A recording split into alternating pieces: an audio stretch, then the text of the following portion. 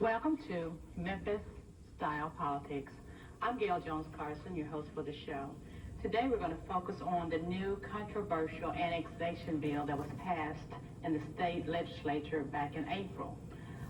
As a result of this bill being passed, the city of Memphis is battling incorporation of the surrounding new towns. My guests on the show today to discuss the annexation bill and its impact on Shelby County are State Senator Tom Leatherwood, State Representative Chumney, and City Councilman John Vergos. Carol, I would really like to start with you on this issue. Basically, for our viewing audience, give us just a little background on this bill and how it got passed. Well, I know Lieutenant Governor Wilder added the amendment on, and we went from there. Can you give us a little? Well, as best I can reconstruct from looking at the transcript of what happened at the debate in the House and on the Senate, the legislation came through the committee structure in the House and the Senate without the controversial amendment that has created the problems and the discussion and debate today. So the bill that came through the committee structure dealt with state share taxes. It really did not deal with the annexation issues we're dealing with now. When the bill passed the Senate in that form. Then, when the bill came to the House floor, an amendment was added. From the information I've received, the amendment was Paige Wally's amendment that he filed. He's a representative out in not in Memphis, but in this part of the state. And but the amendment was presented by Representative Randy Rinks, who was the sponsor of the legislation in the House. The amendment was not given a full discussion or debate.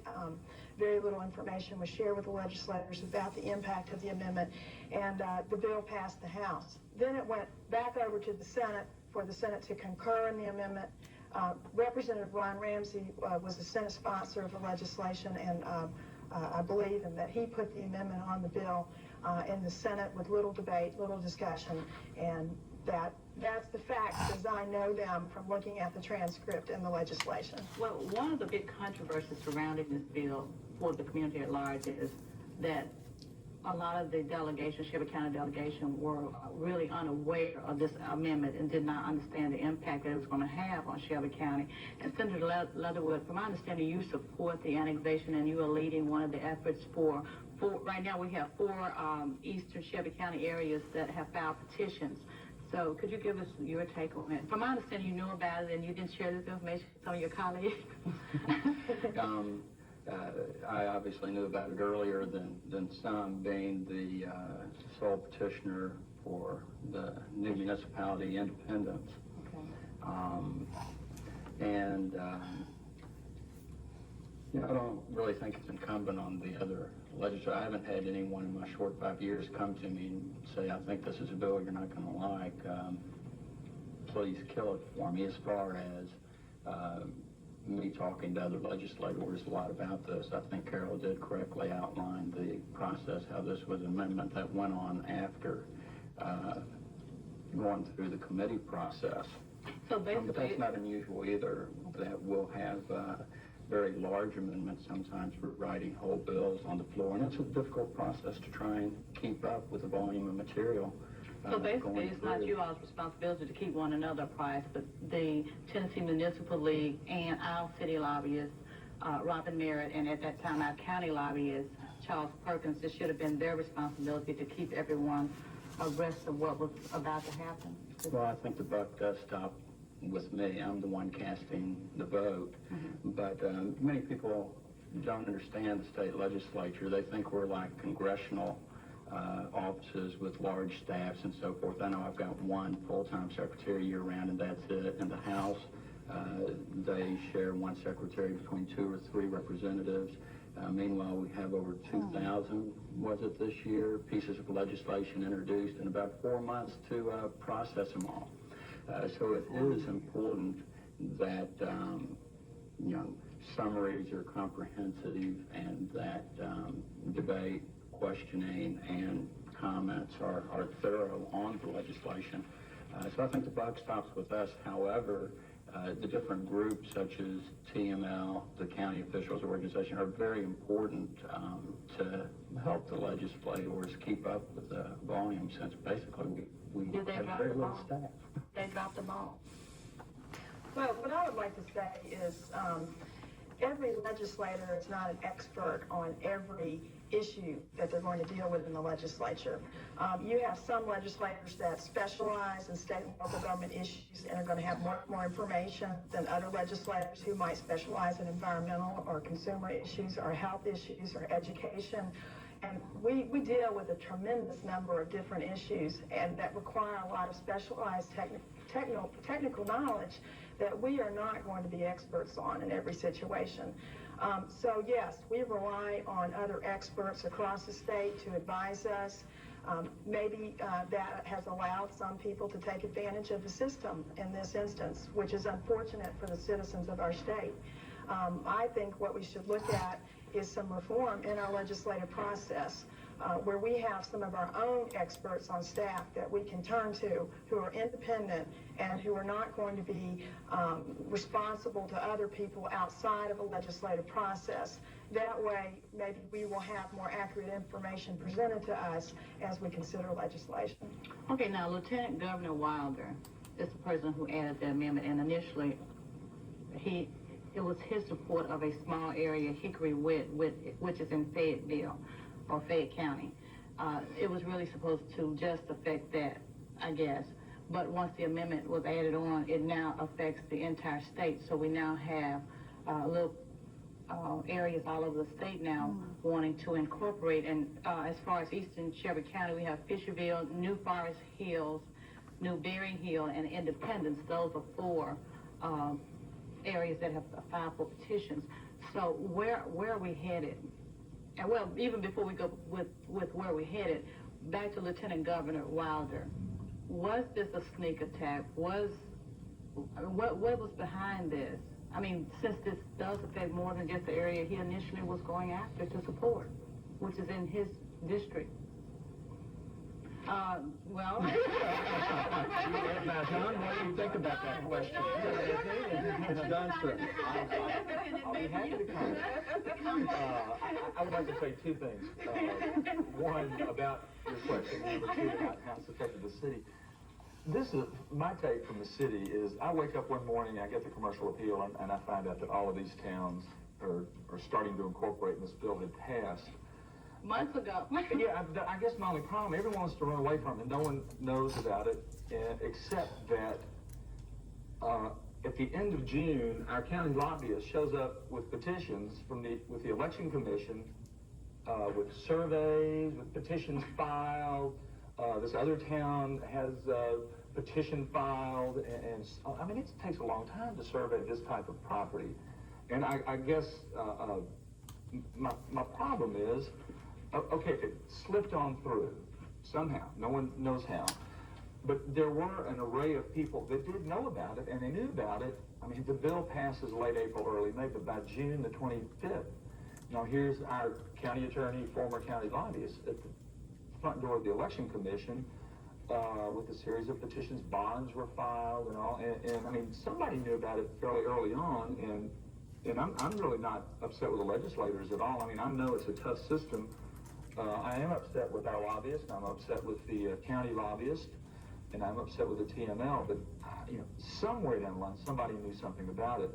Well, I hate to interrupt you, but one of the things our city lobbyist now, Robin Merritt, is claiming that the Tennessee Municipal League, one of its members, was involved with Lieutenant Wilder on this amendment. She's making this accusation. However, the TML is denying it.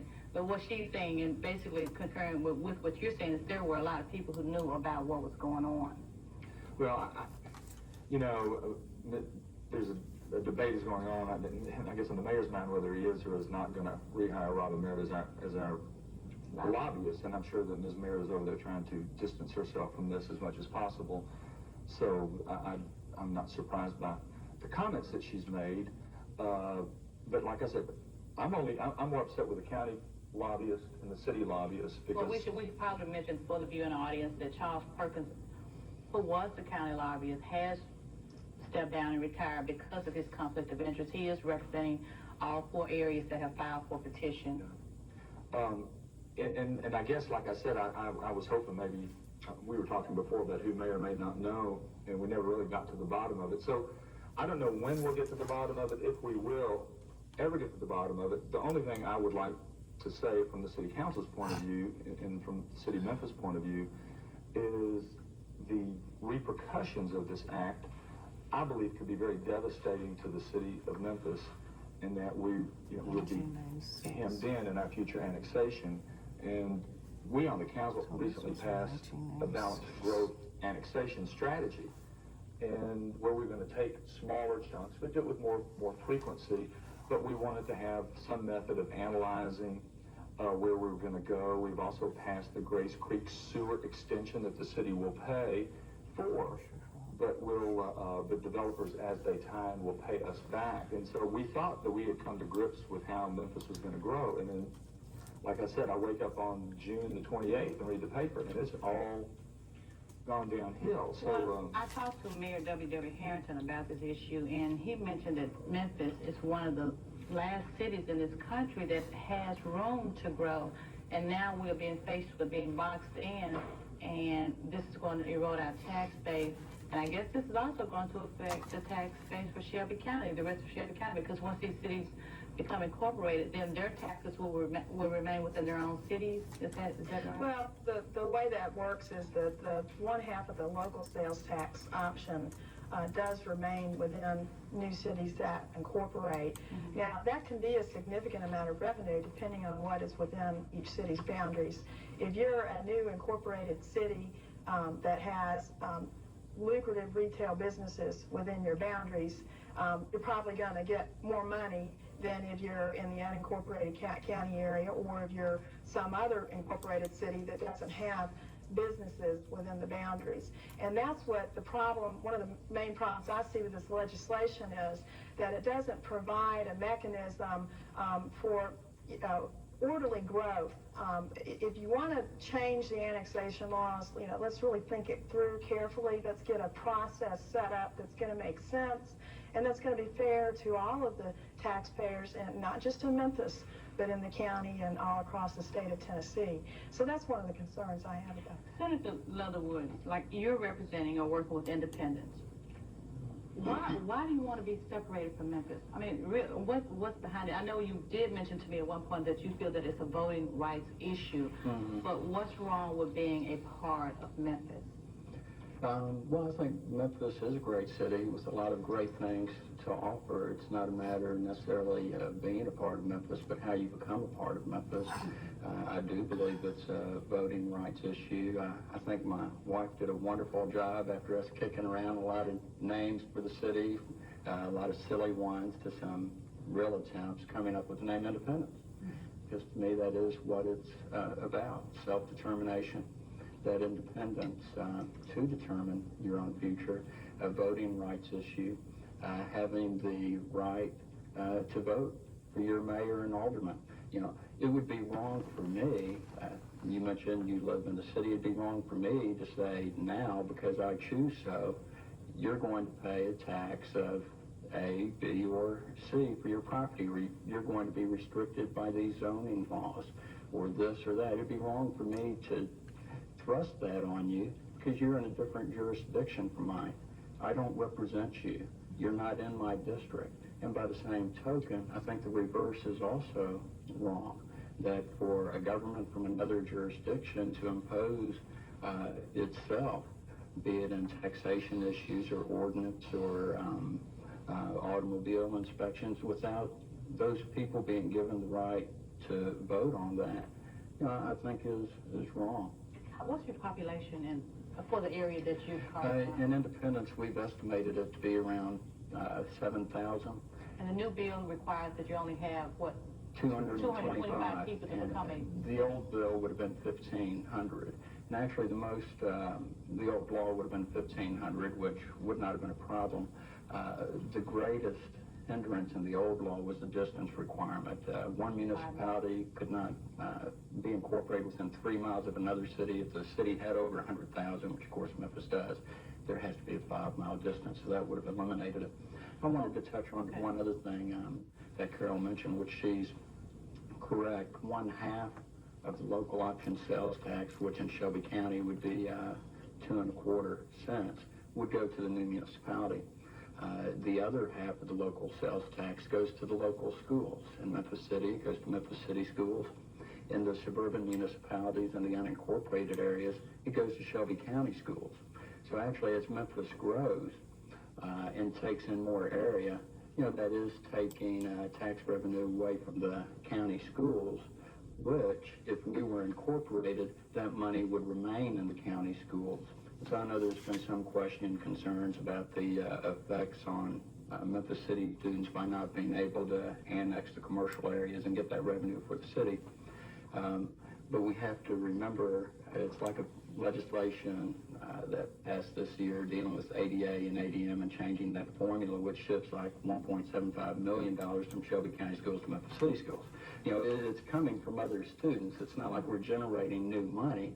When we do that, we're taking that money from Shelby County school students, which there are a lot of needs. Having been a teacher in the Shelby County schools for 8 years, and the last 3 years I was a floating teacher, which means we didn't have enough classrooms. I would go into other teachers' rooms during their planning period, which is very cumbersome and doesn't add to the learning environment there. So we need to keep that in mind as well. So this, if we're successful, it'll actually retain more money for the Shelby County schools. Well, I guess I do have one question. Say this goes forward, and like as water, for whatever reason, decides not to provide you all with those services anymore. We don't continue the sewer services and all those things. What do you do? Quite frankly, I just don't think that's a possibility, and I appreciate the responses from MLG&W and appreciate the responses from some of the city councilmen and so forth. I know this is a hot topic that brings out emotions and some more quickly than you have when you reflect and just think with your mind more than your hearts. So I don't think that's a possibility. MLG&W said their charter is based on providing services to the county as a whole. Also, MLG&W, along with all the other utility districts in the state, spent a great part of last legislative session trying to keep out-of-state utilities from coming in Tennessee. The utility services are being deregulated just like the telephone services are. So one, I don't think MLG&W can legally turn off our system. And number two, I think it's a poor business choice on theirs because as they're leaving these areas, they just wave hello to other utility districts within Tennessee that I've already spoken to. They'd love to get the business, or they'd be waving hello to United Cities out of Texas that had legislation to come into Tennessee last year. The comptroller is looking at it now. It's going to be back next year. They give us no choice but to look at that. Councilman Vergos, you look like you really are ready to have... No, two things. Number one, we didn't say we're going to go ahead and cut the services, utility services. We wanted to know what our options would be, because the city has a historic basis in providing a lot of capital-intensive things for the county, such as sewers, roads, etc. And all we want to do, if these people want to incorporate, we want to find out what we have invested and are we entitled to be recompensed for some of these long-term capital investments that we've made. There's just one comment I want to make, and I understand Senator Leatherwood has to represent his constituents. So I have no problem with Senator Leatherwood. I have a problem with his constituents because I can understand if one wants to annex and disconnect themselves from Memphis or wherever, like maybe like these survivalists in Montana where they just don't, they just don't do it right next to Wolf Chase Galleria. And which, with that comment, we should mention for the viewing audience that Wolf Chase is a part of the proposed independence. That's right. In other words, if you want to incorporate, there's all kinds of places all over this globe to incorporate, do what you need to do, but to come within an eyelash of the city limits and state, and then come out and talk about how bad Memphis is and how we're depriving them of their right to commune with nature or to do whatever they need to do, and then at the same time incorporate Wolf Chase Galleria is, to me, cherry picking. I mean, in other words, what the residents of that area are saying is they don't want to pay their fair share of taxes because what they're doing is they're taking the best part, where as far as, there's no poverty, there aren't these very difficult urban issues, and leave them on the backs of the taxpayers of Memphis. And I just think that it's unfair. I mean, in Memphis, we have to provide, museum systems, we provide garbage pickup, we provide agencies of our government to create economic development, to provide jobs where these people can live in these suburban communities and come in and we've extended these roads over the last 20 or 30 years. And so, I just philosophically have a problem coming that close to Memphis and then, declaring all these freedom issues, because I just don't think, I think that's just a subterfuge for just not really wanting to pay your fair share. And the other thing, two other things I wanted to say about it is I do believe it's very easy for people to want to incorporate when all they have to do now is just go to a homeowners meeting and sign a petition and pay a few dollars and post a bond and just kind of a diagram. But the reality of it is going to be far more serious to them than I believe they realize. And, one example I'm going to use, and I believe this to be true, Hickory Hills fought, and it's continuing to fight annexation.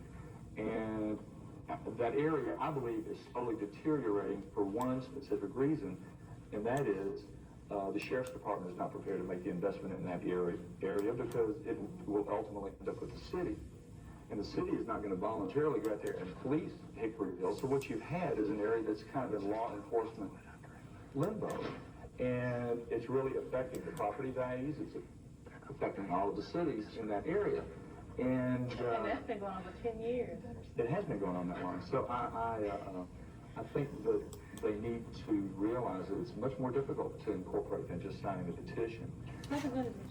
Representative Chumney, touching on Wolf Chase, Councilman Vergos mentioned it. You had recommended possibly boycotting Wolf Chase.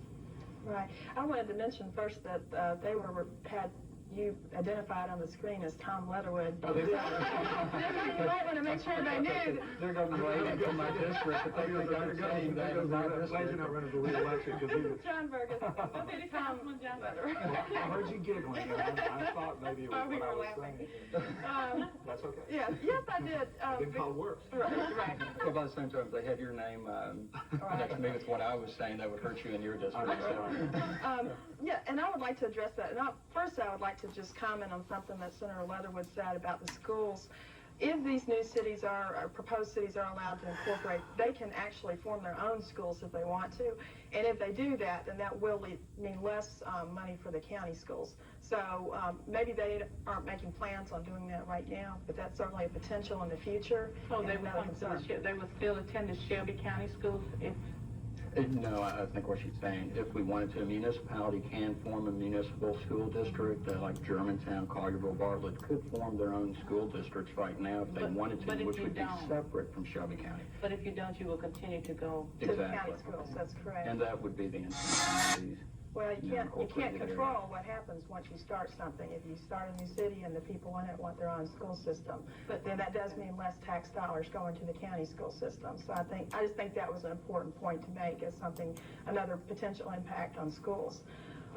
As far as the suggestion of a boycott, that was something that I mentioned because of the fact that this town that is being proposed, Independence, which only has about 7,000 people in it, 3,500 households. Within its boundaries, it includes the huge new Wolf Chase Galleria Mall, which was proposed to be annexed by the city of Memphis. So basically, the question would be if a shopper goes out to the mall, if Independence is formed, they're going to, less of the money that they spend there, less of the tax dollars are going to go to the city of Memphis. Some of that money is going to go to this new tiny town with very few citizens in it. And so I wanted the citizens of Memphis to know, and in the county, that we do have recourses available to us. Our hands aren't tied. We're trying to look at all the different options out there of what we can do in order to protect the economic growth and development for this entire area. And that was one suggestion of something that should be looked at. Well, I know Mayor Harrington has recommended or talked to Governor Stonquist and Wilder, Lieutenant Governor Wilder, about having a special session, and I know Representative Chumney, you were leading a drive or petition to try to get a special session. Will that happen, Senator Leatherwood and Representative Chumney? I don't think it will happen at this point. It costs, what, $250,000 to go into special session? Maybe about $100,000 if you have a 3-day, a very short session. I think the concern is to identify what you want to accomplish, go to Nashville, get it accomplished. And I think there may be some concern on the governor's part. What I've heard is that he's not sure that the ducks are in a row at this point in order to figure out what needs to be done and have a short session where we can go up there, get the job done, and get through with it. But I do think we are looking to him for his leadership and helping identify the solution, using his political muscle to get that solution accomplished in a short legislative session. And I hope he will continue to reflect on that and perhaps come out and support it. Okay, we only have a few seconds left. Senator Leatherwood, where are we headed?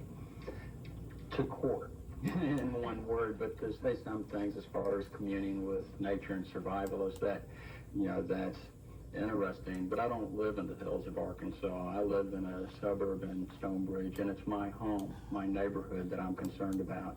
Within a half mile of my home is the Wolf Chase Galleria Mall, so we didn't do a finger annexation like Memphis did, just down the 64 commercial corridor to the county line. Representative Chumney. I would just like to say along those lines that Memphians, if this all pans out the way it does, it is going to make more economic sense for Memphians to spend dollars in our own hometown because it'll benefit our community, and we're going to have to make up the revenue shortfall from the other areas. Councilman Vergos. To be tied in and be annexed by Memphis is not a bad thing at all, and it doesn't mean your whole life and family and house are going to deteriorate. Memphis is a great city, and we're working on our problem. I'd like to thank my viewing audience for watching. This annexation issue is very hot, very controversial issue. It'll be around for a while. I'd like to thank my guests, Senator Leatherwood, Representative Chumney, and Councilman Vergos. Thank you.